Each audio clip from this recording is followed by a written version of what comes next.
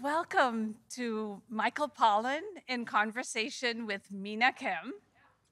I'm Geeta Anand. I'm Dean of the Journalism School at Berkeley.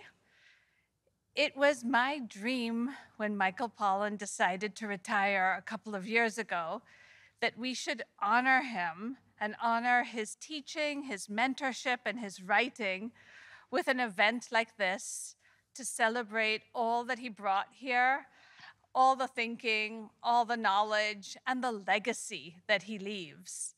It was also my dream that we should use this event to raise funding for a narrative journalism program in his honor to keep his legacy of incredible narrative writing and deep thinking alive at the journalism school. So this is that event, and I could not be more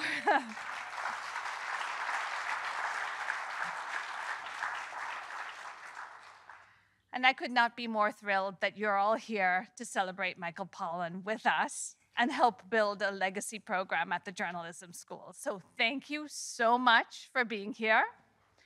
And my first job is to welcome Chancellor Carol Christ. She's a great champion of journalism. As you all know, she's an extraordinary leader. I consider her a mentor and a role model for how to lead with courage and compassion. She's a champion of free speech, and she is now moving into the next chapter of her life, where we hope she will finally have a chance to retire and have some fun. And even though these are her final weeks in office, she really wanted to be here to celebrate Michael Pollan with you. So let me welcome Chancellor Christ.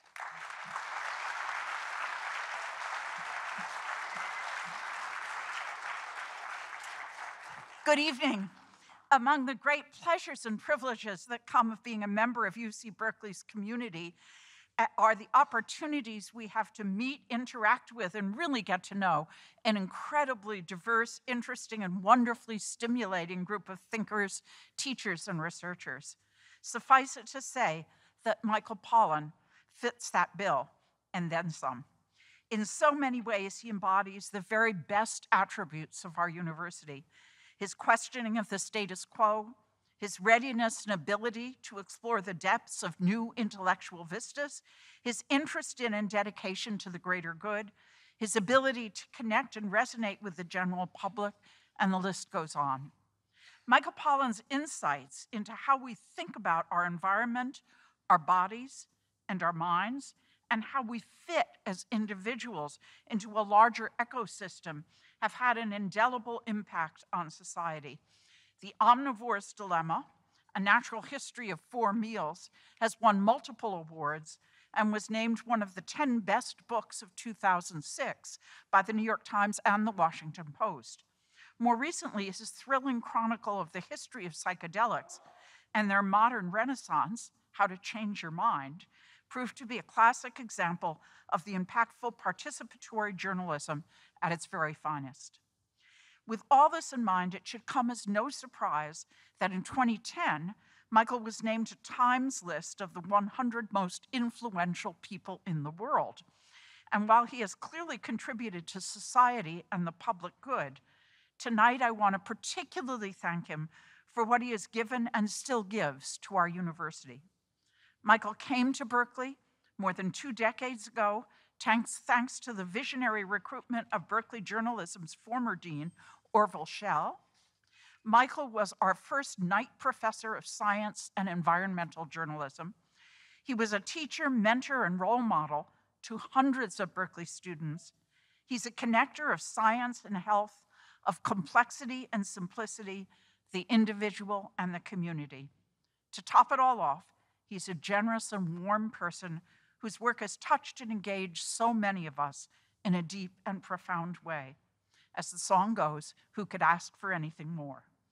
Michael, you and I are both on the verge of a transition, soon to become emeriti, but I'm quite confident that you, like me, could never truly leave Berkeley behind. So thank you so much for your marvelous contributions to the university. Thank you.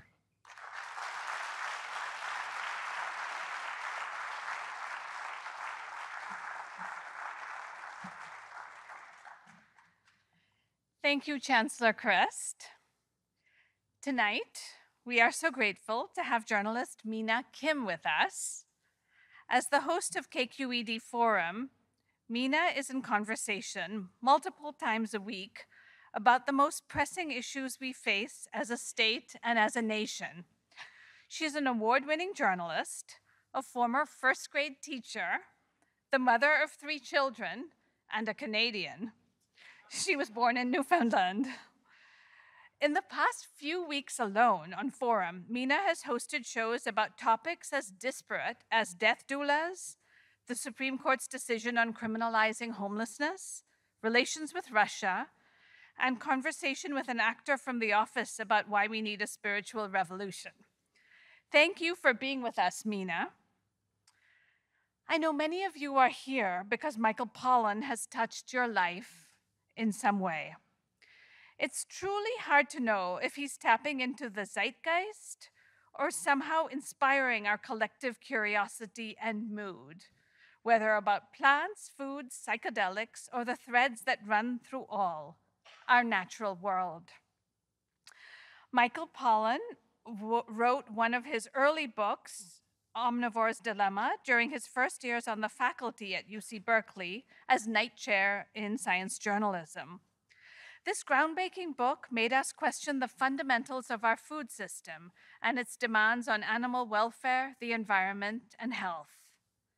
And then with In Defense of Food a few years later, he went even further into how we can understand that omnivore's dilemma on a practical level in our lives.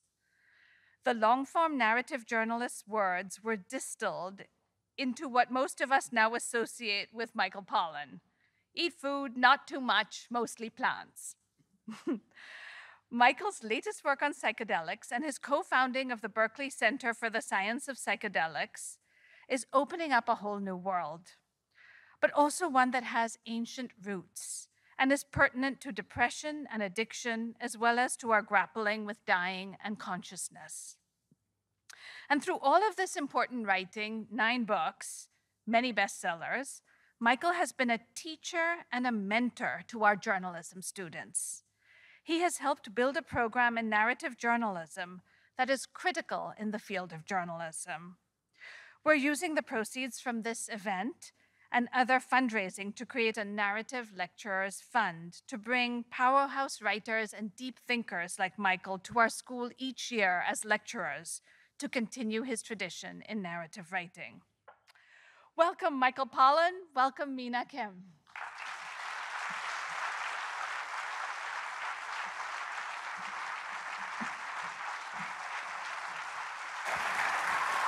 Thank you. Wow. Thank you very much. Thank you, Mina. And thanks to the Chancellor for that overgenerous introduction. I really appreciate it. Yeah, a beautiful introduction. And you were saying backstage that it's too generous, but honestly, you are the man who made me reevaluate my entire relationship with food, and I'm sure I am not the only one in the audience that you did that for. And I am so delighted to get to interview you because I always did whenever you had appearances on Forum, but Michael Krasny always pulled rank when it was you. And also... Well, I look forward to being on your show. Well, yes, absolutely. We'd love to have you. And, you know, it is, though, really incredible that it's this conversation that I get to have with you, celebrating an incredible career that you've had with so much more to come, celebrating the launch of the Michael Pollan Narrative Journalism Fund here at Berkeley Journalism, where you taught for so many years, and you never even went to J school. No, and I understand you didn't either. I didn't either. Yeah, no, yeah, I didn't. Who needs it? No, I went to graduate school in English. Yeah, that's right, you were an English major. But that served me. Yeah, well, so it was Orville Schell, I understand, who recruited you after you did that piece in the New York Times about the cattle industry? Yeah, that was actually, so that was a story I did in 2002 that I presented as my job talk, actually, when I came to campus. And I remember Alice Waters sitting in the front row, taking notes avidly. Oh, wow. And, but I hadn't published it yet. It came out a few weeks later. But I was working on Omnivore's Dilemma. And so moving here then in 2003, when we finally moved, was really important to that book. Because here I was in a community that took food seriously. And in 2003, that wasn't too many places in the United States. And I got enormous leads from the community here, from Orville, who had been in the food business himself. I don't know if everybody remembers, but it used to be Nyman Shell Ranch, not Nyman Meats. And Orville actually helped me navigate into that story on the cattle industry. Yeah. And but the contacts I made, especially around the Chez Panisse community, of foragers and hunters, and that all kind of ended up in that book. So it was really good timing to come out here. How did you know there was something sort of in the current about food beyond this group of people that you'd met? Well, the moment I knew there was really something going on, that there was a politics or a political energy rising around this, was very soon after I got here. So as part of being the night professor, you have a fund to put on events and do programming, research funds. And I thought as the first thing it would be very interesting to do an event around food issues. So I put together this really all-star panel that included Wendell Berry, who was a great hero of mine, both as a farmer and as a writer, Carlo Petrini, who was the head of Slow Food, Marion Nessel, great food studies scholar at NYU, Eric Schlosser, Alice Waters. We had like 7 people, and these were all the people I most admired in this space. And we started, we had a little kind of cocktail reception that Alice Waters catered at the journalism school, and then we started walking over to Wheeler. And I had booked Wheeler thinking that would be plenty of space, seats 700, twice as much as this room. So we're walking there, and as we get close, I see there's a giant crowd in the plaza in front of Wheeler. And I'm like, is this a protest? What's going on here? And between 2,000 and 3,000 people had shown up for this event, and I hadn't planned for, and I had and wow. It was free. I mean, we should say that, but still. And I was really nervous that people would be pissed off. That they weren't going to get in because we didn't have camera, overflow rooms or anything. But it was an incredibly festive atmosphere, and the crowd cheered the panelists as they came through, and they were fine, and it was a memorable night. And I realized, wow, this place is different than New York. People are really passionate about this issue. So that was my inkling that something called the food movement was being born. Yeah. And I love Guido's point in the introduction where she was saying whether or not you sort of have a sense of the zeitgeist or whether or not you're shaping it.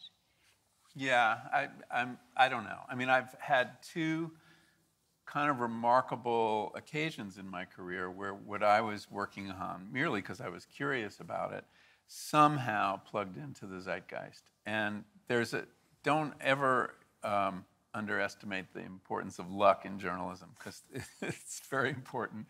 But in the case of food, the first time, and it wasn't the first book about food politics. Eric Schlosser had published Fast Food Nation a couple years before. Marion Nessel had published Food Politics.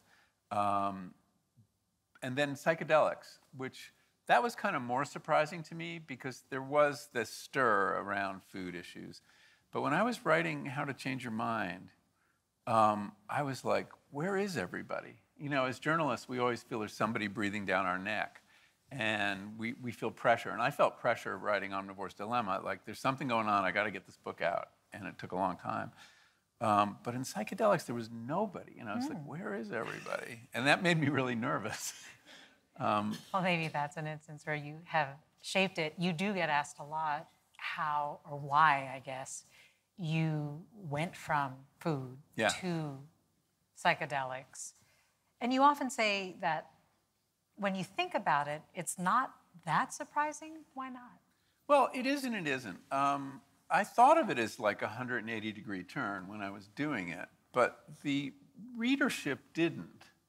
And I think that that had something to do with the fact that because of the food books, some people thought I actually had something of value to say about health, about their health. I'm not a doctor, but people are very quick to attribute authority to people who write books, even if they don't know anything. So you know, eat food, not too much, mostly plants, and that book was all about. I mean, I was telling people what to eat, I guess. So they saw me as somebody who had something to say to them about health, and now it was mental health, and in their minds, you know, these two things flowed together. So I think that's part of it. Yeah. The reason I switched was, and I only realized this in retrospect, as a journalist, I much prefer to write near the beginning of my learning curve and not after I've become an expert. And most of my work, and this is something I teach my students, it has a very simple narrative, which is the narrative of my education. So if you look at like the first page of almost every book I've written and every article, I'm kind of an idiot. And I have questions, I'm curious, but I really don't know. I don't write as an expert. And I don't like writing as an expert. But eventually you write 3 or 4 books on a topic and damn, you're an expert. And so then you can write op-eds and things, which isn't much fun and isn't very lucrative either. And so I was eager to learn something new. Yeah. And it is what I love about journalism. We get paid as adults to learn whole new subjects. Yes. That's incredible. Where else does that happen? I mean, people in academia, have to stay in their silo more or less. Maybe late in their career they can change. So here was a subject that I did have some earlier interest in. If you look at Botany of Desire, there is where I'm looking at the desires that plants have evolved to gratify, the human desires, as their evolutionary strategy. Right. There's a chapter on cannabis, and I looked at what is this weird human desire we have to change consciousness? Why would that be adaptive? It sounds kind of maladaptive. So I'd always had a question about that. Yeah. Why do we like to change consciousness? Like, why did we evolve and maintain that? Right, and given the fact that, if you take drugs, you're going to be more accident prone, more likely to be preyed on. There are a lot of risks involved. So why weren't the drug takers edited out by natural selection? And they weren't. They're here. Believe me, they're here. So that question was in the back of my mind when I started hearing about these new experiments using psilocybin, the ingredient magic mushrooms, to treat people with addiction and people with terminal cancer diagnoses to help them deal with their existential distress. So I knew that was something I wanted to write about. And I'm very fortunate in my book editor. I've had the same book editor for 9 books.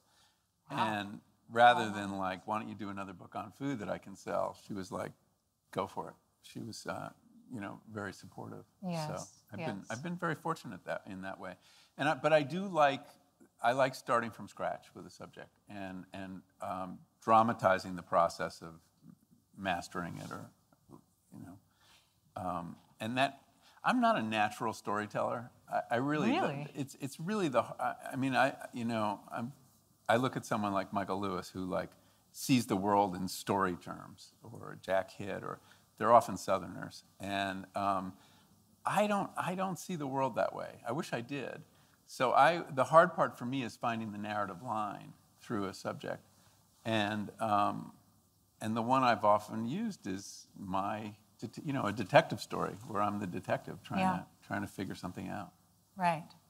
And I want to get into how that serves the reader as well. But I do want to ask you about, you had the good fortune of having a great editor that wasn't pushing you to write another book about food that they knew that they could sell. But you also had the good fortune of a readership that went with you and it embraced this turn to psilocybin. But did you worry that you might be taking a risk by switching? Were you worried about it being, I don't know, a reputational risk or a career risk? Yeah, I should have worried more about the reputational risk because I was, having these experiences as part of my research. But I don't know, I didn't. I was too fixed on the experiences themselves to worry about it too much. Maybe the experiences themselves. I thought about so how... made you less concerned about a reputational that may be. risk. That may. I did think about, how am I going to explain this to my mother, who reads everything I write? My father, I knew, wouldn't read it, but my mother would. So I thought about that. But I felt I had to do that. I had, participatory journalism is something, that I like. And that speaks to the narrative problem I was describing. If you don't see the world in terms of stories, you have to make a story. And that's one way to make a story. And that's why in that cattle piece I was referring to, I bought a steer and followed it through the whole process. I've done that repeatedly. George Plimpton, who was a wonderful journalist, who I read when I was like 13. My parents gave me a copy of Paper Lion. And he was the editor of the Paris Review, and he basically reinvented sports writing with that book. And the way he did it was he persuaded the Detroit Lions to let him actually start as quarterback in an exhibition game. And he went through summer training, and suddenly you saw football in a way you had never seen it. Because normally it was written by, guys in the press box chomping on cigars who've seen everything, incredibly cynical. And as soon as he put himself in the middle of the story, there was this wonder, this awe that you could only get the first time you did that. Mm-hmm. So it was even better than, if you happened to have a quarterback who could write, and that person's memoir wouldn't be as good, wouldn't see things as freshly, because that person had probably done it since they were 8 years old. So that book, I realized in retrospect, had a huge influence on me. Yeah. And so I was going to do psychedelics as part of it. I think my readers expected it, and I was really curious because I'd been interviewing people cancer patients. The first piece I did on psychedelics was about terminal cancer patients who were given psychedelics, not to cure them, but to help them deal with their death and or their fear of recurrence in some cases. Yeah. And these people had been completely transformed in the course of an afternoon by a single dose, high dose of psilocybin. And it had reset their thinking about death in a variety of ways, not in one way. And it allowed several of them that I wrote about to die with equanimity. What a gift. I mean, we don't have much to give people in that. We have morphine, which has the opposite effect, numbs people. So I was deeply curious to see what that was all about from the inside. But no, I guess I didn't worry about reputational risk. Maybe I should have. Well, I guess, my joke earlier about the fact that maybe it was tripping out on psychedelics that made you less worried about it is because you talk about the effect of it essentially obliterating the ego, right? Or you mentioned death right now. It's almost a rehearsal for death because it extinguishes the self. And so, if there isn't this self that you're trying to protect, right? Oh, I see. Yeah. No, and it's true. And I did have an experience of complete ego dissolution. Yeah, talk about that experience. Describe that experience for anyone who may not have read it. It's a pretty incredible visual. Well, I had a series of experiences. One was a guided psilocybin trip with a woman, a therapist on the East Coast. There's a network of underground therapists. I think most people in the room probably know this. And she, and I felt very safe in that environment. One of the virtues of working with a guide is, since someone's looking out for your physical being, your mental self can travel. Yeah. And in the midst of this trip, I had some interesting experiences. At one point, I had to get up and use the bathroom, and I went in there, and there's a common piece of advice around tripping, not to look in mirrors. It's very good advice. I mentioned this once to a group, and somebody in the first row said, "Oh yes, trip face." It's apparently an occupational hazard. And I looked in the mirror, and I didn't see my face. I saw my grandfather's face, which was kind of spooky. I then used the toilet. I produced a spectacular crop of diamonds. Returned to the futon where I was laying down, and the woman who guided me, who I call Mary in the book, she had been transformed. And she's a blonde woman, kind of Nordic looking, with high cheekbones and blonde hair parted in the middle, and she had turned into an Indian, Mexican Indian, with black hair and very kind of leathery brown skin. And I knew exactly who it was. There's a legendary figure in this world called, whose name is Maria Sabina, and she had actually given the first Westerner psilocybin back in 1955, a story I tell in the book. And Mary had turned into her.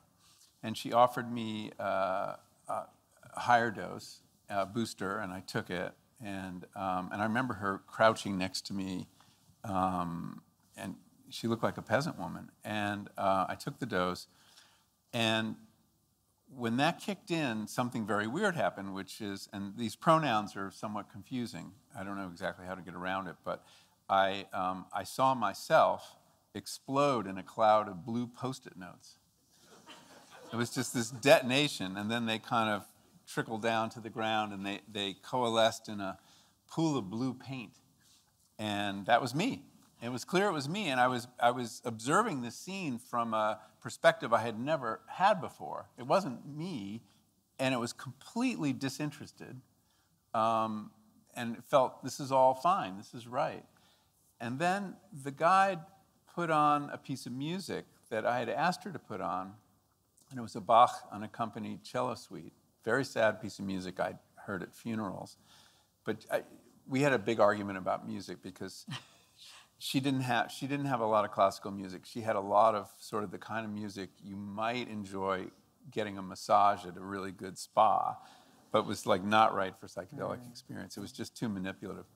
And so she put on this other piece. And I had, at that point, so without an ego, there's no subject-object.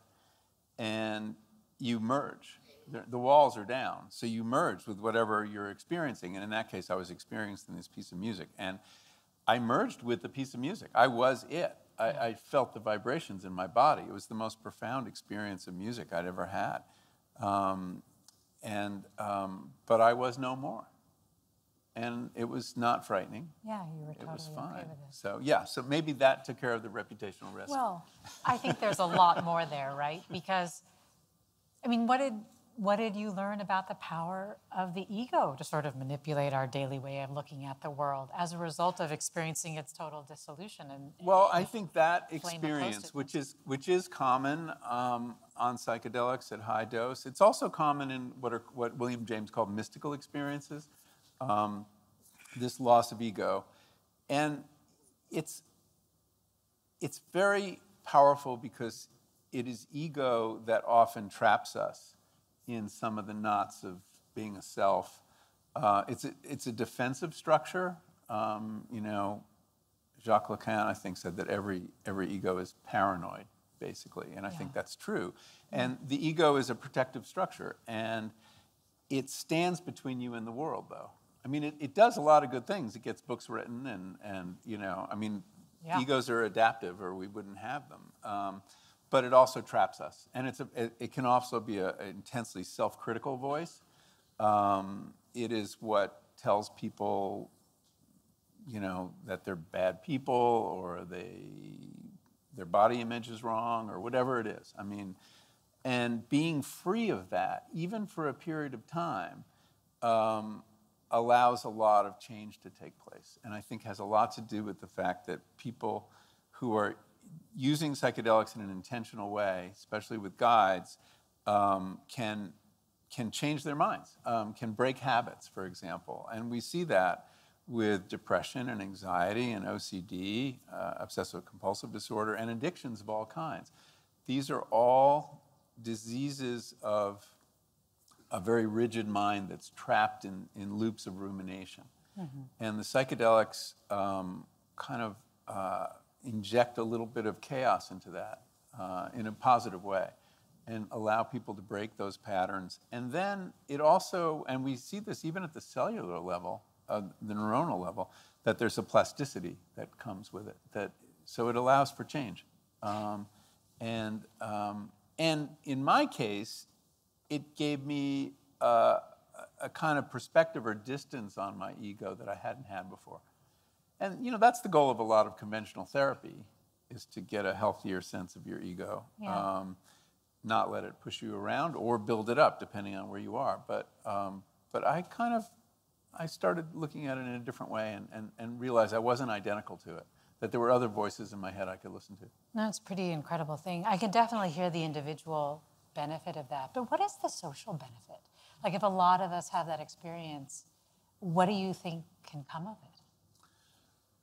Well, in the psychedelic community, there's a lot of optimism about that if enough people took psychedelics, we would have much more respect for nature. I think those are interesting ideas to test, but I'm a little dubious. Why? Well, as much as I'm talking about ego dissolution, we have many cases of ego inflation coming out of psychedelic experience. I mean, Timothy Leary is an example. And the community is full of people like that. Not full, but there are other people like that. On the nature question, there has been some interesting research that suggests that something psychologists call nature connectedness, the degree to which you feel you're in nature rather than standing outside, alienated from it. And it's like a 1 through 5 scale. And a single psilocybin experience increases your nature connectedness.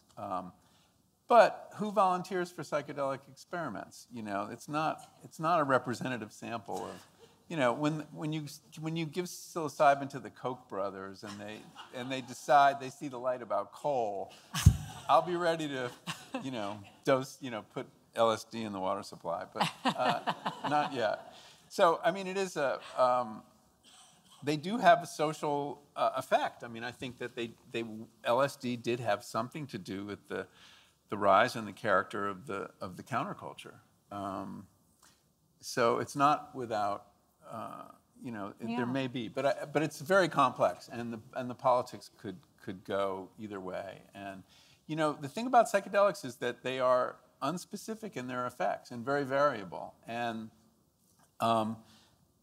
people can react in a lot of different ways depending on what Timothy Leary memorably called set and setting. That it is shaped by your intention and who you are. Yes. And I remember during the last administration, everybody was like, "Oh, we just have to give psychedelics to Trump." I would not support that. That's scary. Well, at the Berkeley Center for the Science of Psychedelics, this is something that you would really like to see do more in terms of answering some of these questions that you have. So is that what it's designed to do? Research these kinds of questions, but also support maybe, journalistic interrogation? That's a big part of what we're doing. So the Berkeley Center, which was founded 2 years ago by me and Dacher Keltner and Michael Silver and a couple other faculty members who had gotten together and all had an interest in studying psychedelics. And there was a window that was opening. I mean, talk about reputational risk. When I wrote How to Change Your Mind, none of the scientists would admit to me on the record that they had ever used psychedelics. Now they talk about it. Yeah. And so a lot has changed, and it's a safe, even respectable subject to study now. I mean, there are people doing it at UCSF and Stanford and Harvard, and I mean, it's remarkable actually that how quickly it has achieved a kind of acceptability.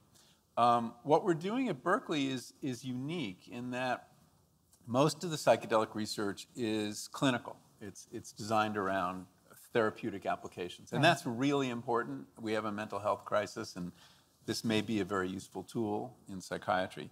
But Berkeley doesn't have a medical school, and we're not set up for doing clinical drug trials. So we decided we would focus on basic research and answering these kind of really interesting questions about how do they work in the brain? We don't really know. What can it teach us about consciousness, about perception? Michael Silver, who's a neuroscientist here on campus, is doing a really interesting study looking at visual perception. And you know, visual perception is, our eyes are not cameras just taking in information. We are inferring what we're seeing before we see it. We're constructing it. And there are these priors that influence perception. And his theory is that the high-level priors that shape our perception of the world are relaxed under psychedelics. So he's testing that, and it's just about to start. And we have a bunch of other interesting experiments. The other two things we're doing is we have a training program to train psychedelic facilitators. The guides? Or? Yeah, the guides. And I think we're on our third cohort of people who are going through that. And how many people in a cohort? Well, this next year I think it's going to be 60. It was 30 to start, and yeah, we've got. And considering this isn't a job yet, it's a lot of people. Yeah. I mean, some of the people go work for clinical trials at the universities. Some of them move to Oregon, however, where you can get a legal psilocybin experience from a licensed guide with mushrooms grown by a licensed mycologist. So I think we're training people for that. But this may happen in California. You know, there's a bill before the legislature, so they may have work here at some point. No. And then the third thing, and the thing that's dearest to me and is run out of the journalism school, is our public education program. And we have a biweekly newsletter that's free. We have a journalism fellowship. We're giving grants to people with good ideas. We're trying to essentially educate the public with some really good journalistic information about psychedelics, because a lot of the information out there is very much, the product of people with interests. And we're starting a podcast too this fall. Wow, so. You've done a lot in 2 years. Considering I'm retired, yeah. Basically, retirement for me has gone from like salary to volunteer. Same amount of work. Yeah. Well, if it does turn out after a lot of this research and investigation that there really is quite a benefit for the masses to be able to engage in this in a very safe and guided way, how do you make that accessible?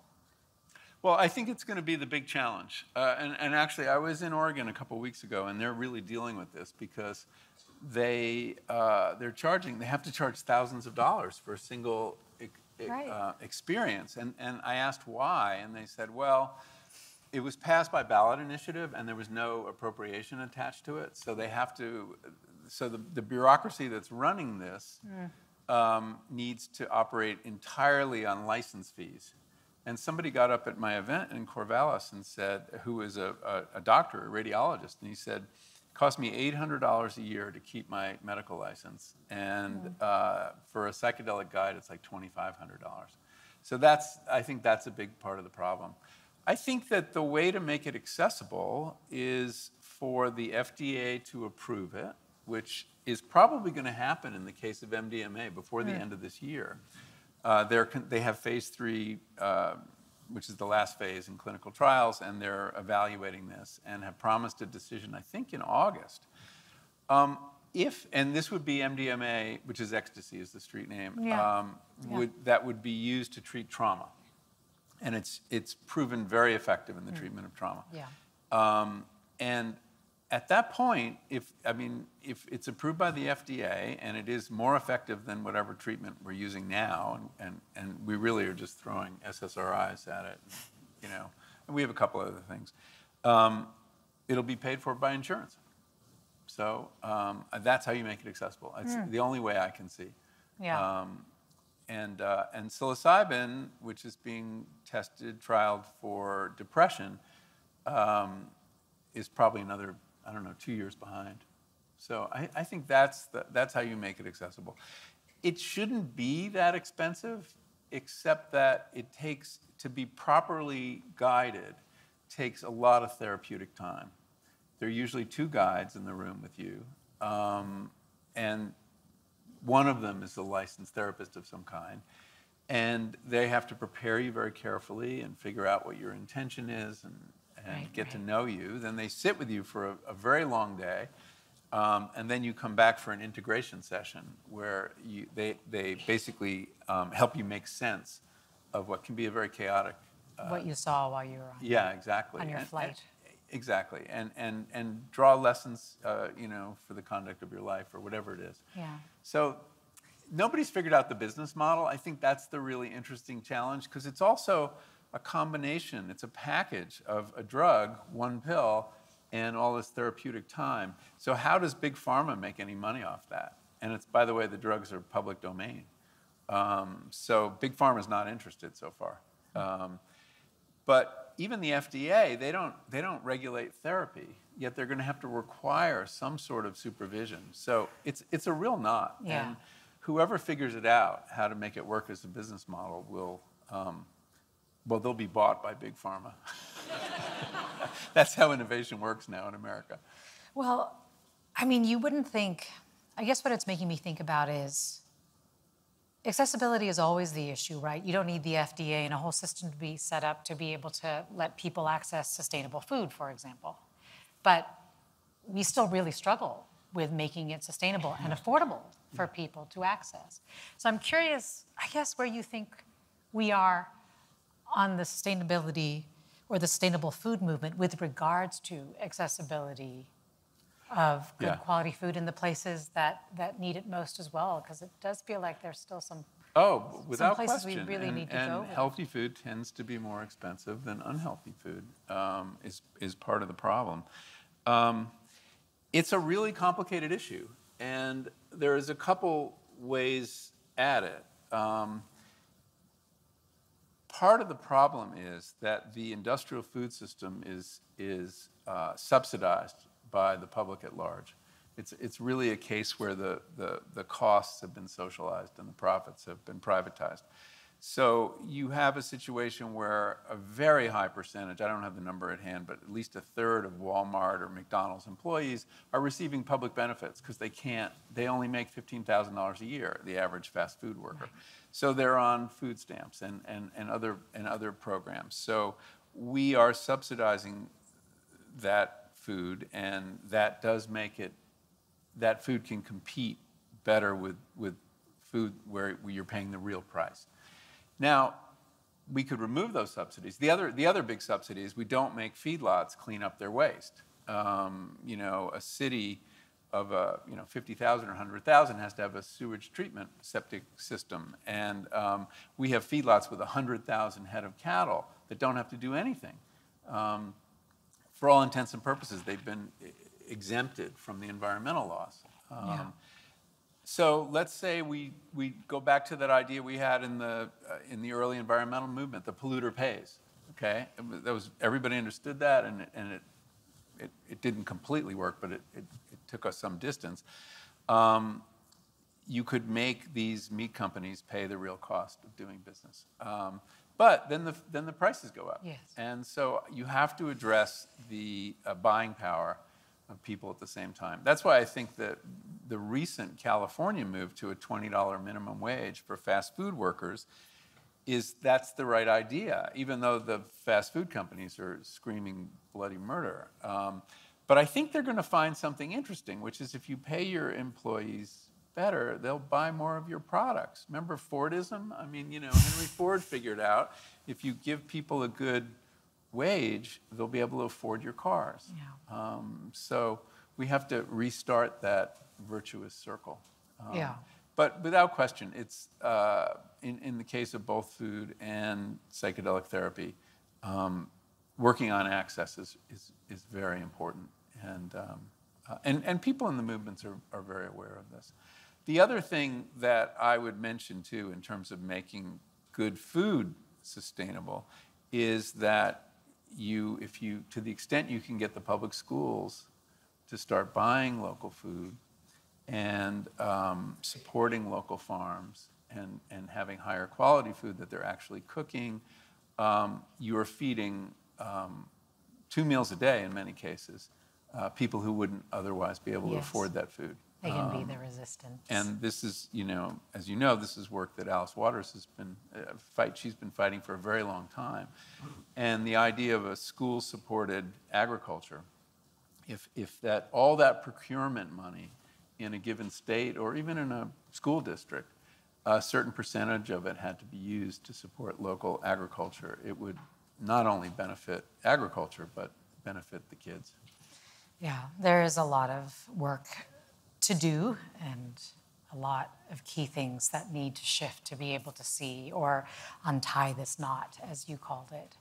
But at the same time, it is pretty incredible. I don't know if you've ever stepped back and thought, I really did change and push shifts in this conversation about food, our relationship to it, how it's connected to so many things. I mean, I wasn't the only one working on this. Sure. And I learned from people like Alice Waters and Wendell Berry, and there have been people who've been, Sure. fighting this battle for a long time. I mean, I feel very fortunate that every now and then.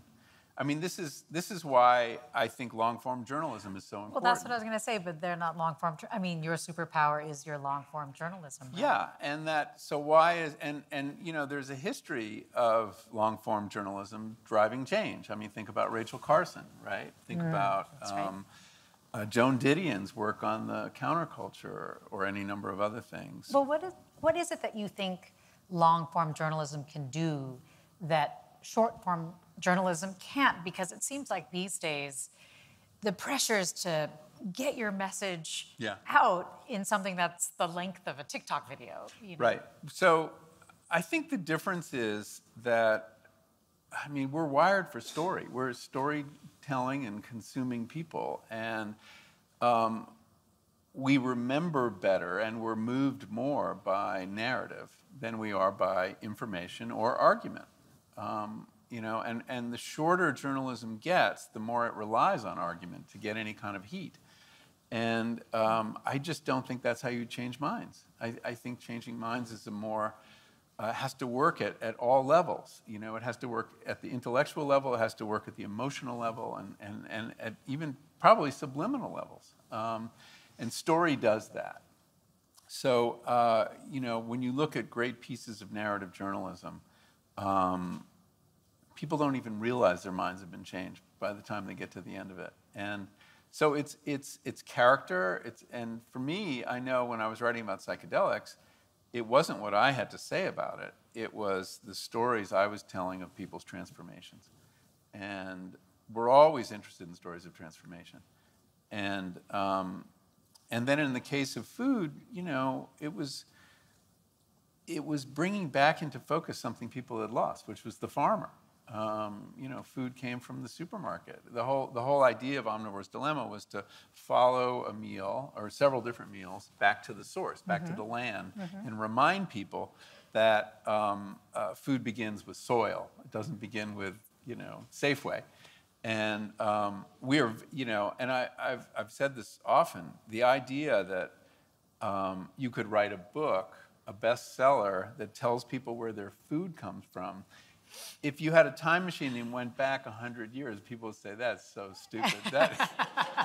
I wouldn't buy that book, because everybody knew where their food came from. They were farmers. 40% of Americans were farmers at the turn of the last century. Or they knew farmers, or they went to farms to buy their food. And then, lo and behold, we find ourselves in a place where you need an investigative journalist to find out where your food came from. How crazy. And you really do. I mean, a friend of mine is a photographer, George Steinmetz, who has illustrated some of my pieces for the Times Magazine about food. And he was flying, he's doing this fantastic new book about the food system, photographic book. And he flies an ultralight. And he was flying over a feedlot in Garden City, Kansas, which happens to be where the story of my steer took place. Right. The inaptly named Garden City, Kansas. It has neither a garden or a city. It just has feedlots, wall to wall. And he lands, he's done, he's taken his pictures, and the police are there. And they arrest him, and they throw him in jail. He's violated a law on the books in Kansas, and there are 14 other states that have these laws. They're called veggie libel laws or something like that. He's disparaged a feedlot. And even taking photographs of feedlots from a public right-of-way is illegal in several of these states. So, yeah, that's where we are. I mean, that's where we've come. What are they trying to hide? Well, good question. Yeah, no, I think that nothing would change the food system more if, like, I talked to a group of 8th graders last week or this week when I was in, where was I? I forget. But and they were asking what I ate and their meat eating and everything. But if you know, now in 8th grade or 5th grade, you very often have a field trip to a farm. If you could have field trips to feedlots and slaughterhouses, we'd change the food system overnight. But they won't let us in. So if narrative long-form journalism has the capacity to really change minds, how do you approach teaching it? By doing it. I mean, my teaching is very untheoretical. I mean, it really is. One of the things you never went to J school. So. Yeah, I know. I don't know how they do it at other J schools, frankly. But one of the things I really felt sympathetic to about the journalism school here when I came is the pedagogy, the philosophy of teaching was very similar to what I had in college at Bennington, which was that you don't write papers, you write a work of history or a work of literary criticism. You're like a baby version of your professors. And it's a kind of a John Deweyan approach to learning. And at the J School, you know, there's very little criticism, there's very little theory, there's no theory that I'm aware of. We teach people how to do what we do, which has been a very interesting exercise because a lot of what you do, of course, is second nature. So you have to really think through, how do I solve that problem? So they're almost like apprentices. Yeah, they're apprentices, exactly. And so in my long-form writing class, everybody writes a long-form story, and we go through the whole process from how do you find ideas, how do you pitch ideas, writing queries. I would often bring in an editor from New York to hear their queries a lot, you know, live. And then we go through how do you structure a story, how do you find a narrative. You have all this information. Usually you have more information than the story. And as you were saying, build suspense, which was so key, to keep people reading the next paragraph. And that's, you know, thinking narrative is partly like not giving everything away on page 1, which is like what academics learn to do with abstracts. It's the craziest thing. No, really. I mean, like, would you tell a joke by putting the punchline in the first? No. No, but thank God for abstracts. I mean, if you're prepping well, as a journalist, multiple I rely on them all the time. It's true. Abstracts. So what do you withhold? What do you include that gets people interested? And then what do you withhold? Because you want to have something at the end. I mean, a big difference between narrative journalism and, say, short-form journalism is endings matter. Whereas historically in newspaper journalism, you know, you kept writing and you put your least important material at the end because you never knew where they were going to cut it off, and that had to do with the typesetters and things like that. So there are no endings in those. But in long form, you want a memorable ending. You want to, like, hit a bell that's going to reverberate. And I work as hard on my last lines as I do on my first lines, and teach my students to do the same thing. And whether people get to the end or not is really the test of a successful piece. But you always want also, I understand, a hopeful ending. You want to leave your reader with... If possible. I mean, you know, if you're writing about Abu Ghraib, you're not going to have a hopeful ending. My colleague, Mark Danner, specializes in pieces without hopeful endings. But where you can find hope, I think it's really important. I have found that it's kind of where investigative journalism and the public part ways, which is, I think people really want hope. I feel it in my public speaking, talking to people, but I also feel it among readers. And, you know, we started off talking about that cattle story, and one of the most satisfying things that happened at the end of that story, so it was 8,000 or 9,000 words, very long piece. And, you know, Sunday morning, getting people in, you know, Times readers, we're going to look at the meat industry, we're going to a feedlot, you know, that's like not a, you know, something you want to do necessarily on Sunday morning. But I had learned along the way that there was an alternative of grass-finished beef, of animals that never went onto the feedlot and never and ate the food they were designed to eat. And it was a much more sustainable food chain. Instead of a food chain that was based on corn, which was fed with fossil fuel and made the animals sick and required pharmaceuticals and all that, here was a beautiful food chain with the sun feeding the grass and the grass feeding the animals feeding us. And I just had like 3 paragraphs about this. And I acknowledged that, yes, it could be tougher meat. It wasn't necessarily as buttery, you know, soft. And I fought with my editors to keep this because it was the obvious thing to cut, because there was no real big market for grass-finished beef at the time. And anyway, the piece came out, and I go to that butcher shop on College Avenue. I forget what it's called. And I go in. I'm just kind of curious. It's like 5 days after the article comes out. And I said, do you have any grass-finished beef? And the butcher looks at me and goes, what the hell is going on here? He'd apparently been asked 4 times that week for grass-finished beef. And I'm like, yes. But it wasn't about the ranchers. It was about writers' vanity. They got to the end of the piece. It's very satisfying. Well, I think it is really valuable to give hope at the end if you can actually give it at the end of something like that. I mean, yeah, if it's not realistic. But, you know, I tend to gravitate towards stories that have it, and that's a matter of temperament. I mean, one of the things that was so exciting about Psychedelics was that it was offering hope to people who were suffering in a variety of ways. And people are so thirsty for hope. They really are. Yes. And it's one of our jobs as journalists is to find where we can, where it's hiding.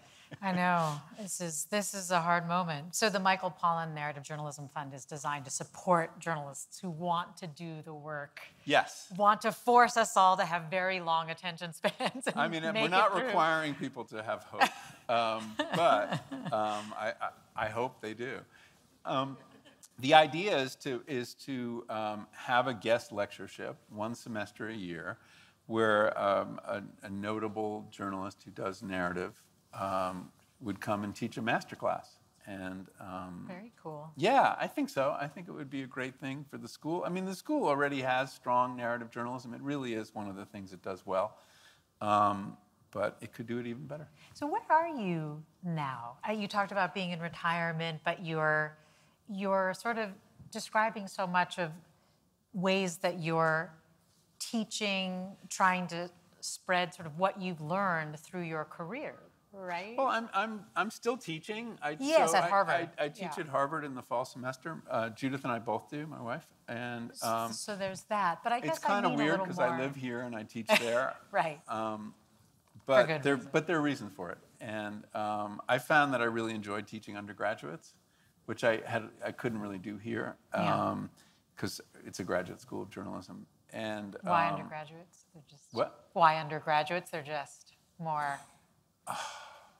I don't want to offend anybody. There are probably more graduate students here than undergrads. I don't know. There's just a quality to undergrads. They haven't made decisions about their career yet. There's a quality of openness. Yeah. They're very teachable. I don't know. I just kind of enjoy it. But do you think of it that way, that you're wanting to, I don't know, where you feel like you are? What is it that you want to do with everything that you've done? Retirement, it's a joke. I mean, for me, it's a joke. Yeah. I just had too many responsibilities, and I had to eliminate one, and I decided that this would be the one to eliminate. Yeah, I was struck by you using that word because I hadn't actually associated it with retirement? you. Retirement. I don't associate it with me either. Yeah. No, I'm working on another book. I'm working on the center. I've been working on documentaries. We just released Food Inc. 2, a sequel to Food Inc. Did a Netflix series based on How to Change Your Mind. So, but mentoring has always been an important part of what I do. I really enjoy it. I really feel renewed and refreshed working with young people. And, you know, but now I don't have to teach to find them. I mean, I have all the ones that I've taught over the years, many of whom are still in touch and, you know, are in regular contact. And so, yeah, I mean, I enjoy mentoring a lot. Do you want to say anything about the book that you're working on? You don't have to go in depth because I know how this works, but. Well, this is a book that was inspired by the psychedelic work but is a departure from it. It's a book about consciousness, which I'm looking at from several different perspectives. It's, you know, it's famously called The Hard Problem, and it's the hard book for sure. But yeah, that's what I'm working on. Yeah, and you're at that stage that you like to be at, where you are the learner. Where I don't know anything. Yeah. No, I've gotten a little past that I don't know anything. What's different about this story, though, is that the experts don't know anything either. So I'm starting to feel, I was intimidated at first, but they know a lot more science, but they don't really know much more. I mean, it's amazing what we don't know about consciousness. You mean whether or not it's... Well, how matter produces it, if it does. The other thing that's very interesting is that to a person, the people I am interviewing, who consists of philosophers and scientists mostly, are all using psychedelics. And I thought, is this a selection bias? Like, they feel they can talk to me about this because I've published about my own experience. No, it's because they're stuck. They're really stuck. And I had lunch the other day with a very prominent consciousness researcher who's been at it since 1994. And he might be the best known consciousness researcher. And he's been looking for the neural correlates of consciousness, you know, what parts of the brain are responsible. And he's associated with a very recondite, very mathematical theory of consciousness. And he told me he'd just gotten back from Brazil, where he had a series of ayahuasca experiences that acquainted him with what he called, a la Aldous Huxley, the mind at large, and that consciousness was outside of his head, it was in the universe, and he experienced it. Now, for a brain guy, that's a crisis. I don't know what he's going to do with it. Except tell me it's not a crisis. He actually said that. So anyway, this has been I thought I was getting far away from psychedelics, but it turns out it's going to be part of the story in a different way. Yeah. Well, I look forward to reading that. I do too. I look forward to seeing what that does. I've got a ways to go. Yeah. I mean, you said this earlier, but I don't know, give hope, because a lot of people are really thirsty for hope. How do you see that? How do you feel that? I was speaking in Orange County the other night, and you know, in a theater like this, and there was a question period after, and people lined up to ask questions, and some were about food, and some were psychedelics. People said, they could not have been more bald about it. They said, "Can you say anything hopeful?" Really? Yes, 3 or 4 people. And that's why they'd come. And they were starved. And it was hard. It was hard to answer those questions because they were thinking about the political situation, not just not just food and psychedelics. But, you know, is there anything hopeful you can tell us about X? Yeah. So you were it's actually not, just I'm not past reading that between the straight lines here. Yeah, this well, is the other, you know, straight up. I'm reminded actually of the message in Omnivore's Dilemma, and even in Fooding too, about how we are so bombarded these days, and this relates to narrative journalism as well, with just, you know, these quick takes or just these decontextualized sort of snippets of information that were supposed to somehow make sense of it all. And I remember hearing or reading you say something along the lines of, when a public is confused, they are so much more susceptible to propaganda. or they're so much more susceptible to marketing, or they're just, and I do feel like that's where we are. Yeah. Well, yeah, when there's a lot of anxiety and uncertainty, anyone offering certainty is, and that's why you have to be careful in what you tell people, because you know, it has to be legitimate hope. Right. No, we are drawn to the loudest voices and the shiniest objects. And the simplest answers. And the simplest answer. And that's another, I mean, another very important feature of long form narrative is that you don't have to turn away from ambiguity or even ambivalence. You can explore them. And I know that was something I learned from one of my editors at the Times Magazine, Jerry Marzorati, who's been out here to speak many times, and his son is a colleague of yours, Guy. And I'd get into a place with a piece, and I wasn't sure to go this way, or this is confusing. And he was like, no, the ambiguity is really interesting. Yes. Explore it. You can't do that in short form. And many issues, you know, are ambiguous. And so it's the right tool for that job. And it's true that, you know, look, attention spans are shorter. There are fewer places to publish these pieces. The rates of pay for these pieces have not budged, or they've gone down since I started out. So there's a lot against it. But nevertheless, it's really important, I think, to support it, sustain it, nourish it, this kind of journalism, because it's just so important. And so anyway, that's one of the reasons we're all here. Yeah, ambiguity as an opportunity feels like a lesson for life. You know, we're at the end of the conversation. I've been seeing the time, the time warning. But so since we are at the end, leave us with some hope, Michael.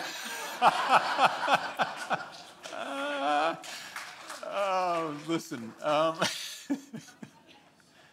I do feel hopeful. I certainly about the fields I've been writing about. I see positive.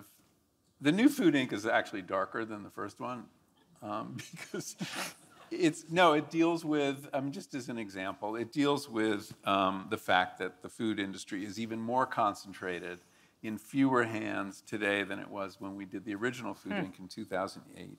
Wow. On the other hand, on the hopeful side, the food movement has allies it did not have in 2008.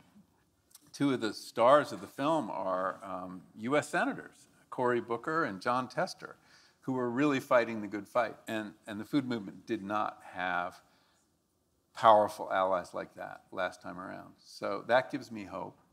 And a lot of the research around psychedelics and talking to people who have been healed by psychedelics, that definitely gives me hope. National politics, I'll leave that to somebody else. Has the common denominator of your work been well-being? It was one of the ways that this conversation was framed. Would you say that it is? I don't think of it as being well-being. I mean, it's interesting. It's turned out to be true. It wasn't my goal. No, for me, the common denominator is nature, our engagement with the natural world. Psychedelics are part of that. It's something that nature produces that has this remarkable effect on us. Food, obviously, is part of that.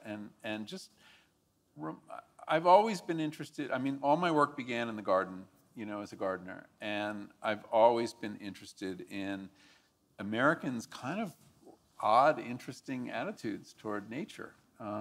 The idea we have a relationship with nature. I mean, what an odd phrase. No, we are nature, but we don't feel that way. Why? That nature connectedness question. And so a lot of my work has been simply reminding people where things come from. And so, yeah, nature, our relationship to other species, that is the common denominator. That underlies all the work. Well, thank you. Thank you for the work. Oh, thank you. Thank you very much, Mina. Thank you.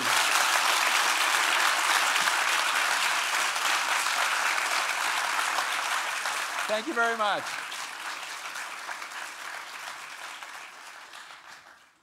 Thank you all so much for being here with us for this conversation. Please join me in thanking some of the people who helped put this together. I want them to raise their hands or pop out from behind Leah Swindle, An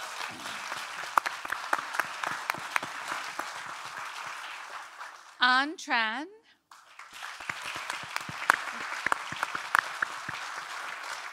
Steve Katz,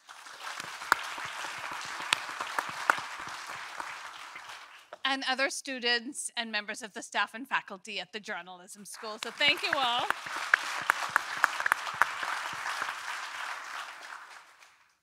It's been such a thrill to celebrate Michael Pollan, the writer, the thinker, the mentor, the teacher, the tripper.